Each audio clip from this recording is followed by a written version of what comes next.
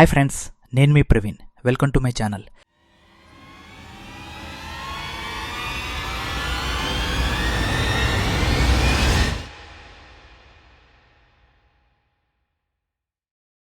ఈరోజు నేను చెప్పబోయే కథ షెర్లాక్ హోమ్స్ పరిశీలించిన ఒక గంభీరమైన హత్య కేసు గురించి. ఈ కేసు పేరు the adventure of Black Peter. ఈ కథ ఒక ఉదయం ప్రారంభమవుతుంది. ఇన్స్పెక్టర్ హ్యాప్కిన్స్ అనే యువ పోలీస్ అధికారి త్వరగా షెర్లాక్ హోమ్స్ గదికి వచ్చాడు. అతను చాలా టెన్షన్లో ఉన్నాడు. ఎందుకంటే అతను చూసిన హత్య సాధారణ హత్య కాదు. హత్యకు గురైన వ్యక్తి పేరు పీటర్ కేరీ. అతన్ని అందరూ బ్లాక్ పీటర్ అని పిలిచేవారు. అతను కొన్నాళ్ల పాటు సముద్రంలో కెప్టెన్గా పనిచేశాడు. కఠిన స్వభావం, కోపం ఎక్కువ, మద్యం అలవాటు చాలా బలంగా ఉండేవి. తన భార్య, తన కుమార్తెతో జీవించిన అతను ఎక్కువ సమయం ఇంటి వెనుక ఉన్న ఒక చిన్న చెక్క గుడిసెల్లోనే గడిపేవాడు. ఒకరోజు ఉదయం అతని భార్య ఆ గుడిసెలో చూసిన దృశ్యం ఆమెను షాక్కు గురిచేసింది. పీటర్ కేరీ ఒక భారీ ఇనుము కత్తి, అంటే హార్పూన్, అది అతని ఛాతిలో దూసుకుపోయి అతను అక్కడికక్కడే మృతి చెందాడు. గుడిసెలో ఫైట్ జరిగిన గుర్తులు గోడలపై, టేబుల్ మీద, నేల మీద కనిపించాయి. కానీ అక్కడ ఎటువంటి దొంగతనం మాత్రం కనిపించలేదు. హోమ్స్ ఆ గుడిసెను నిదానంగా ప్రతి మూలను పరిశీలించాడు. అక్కడ అతనికి కొన్ని ముఖ్యమైన విషయాలు కనిపించాయి. ఒక టేబుల్ మీద పత్రాలు, మద్యం సీసాలు మరియు నేలపై ఒక చిన్న వాలెట్ బుక్.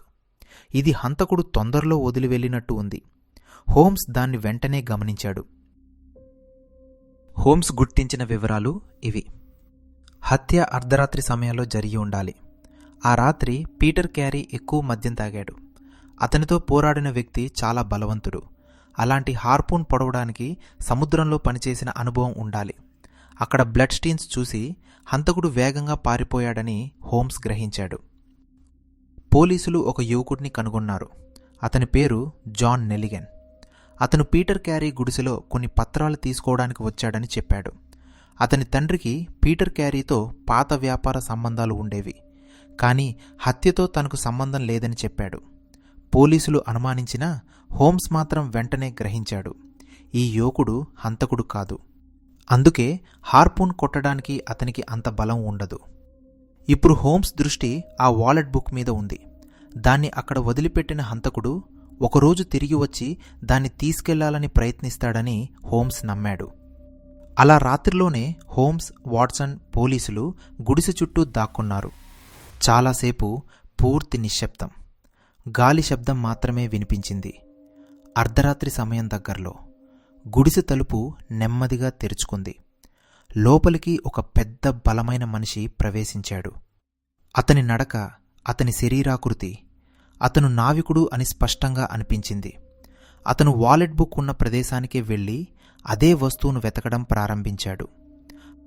అతను హంతకుడని వెంటనే తెలుస్తోంది. పోలీసులు అతన్ని అక్కడే పట్టుకున్నారు.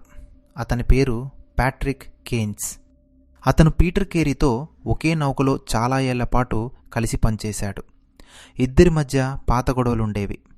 ఆ రాత్రి పీటర్ కేరీ మద్యం మత్తులో అతనిపై దాడి చేశాడు. భయంతో ప్యాట్రిక్ అక్కడున్న హార్పూన్ను పట్టుకుని తనను రక్షించుకోవడానికి ఒకే దెబ్బతో పీటర్ కేరీని పొడిచాడు. ఆ దెబ్బ అతని ప్రాణాలు తీసింది. ఇది నిజం.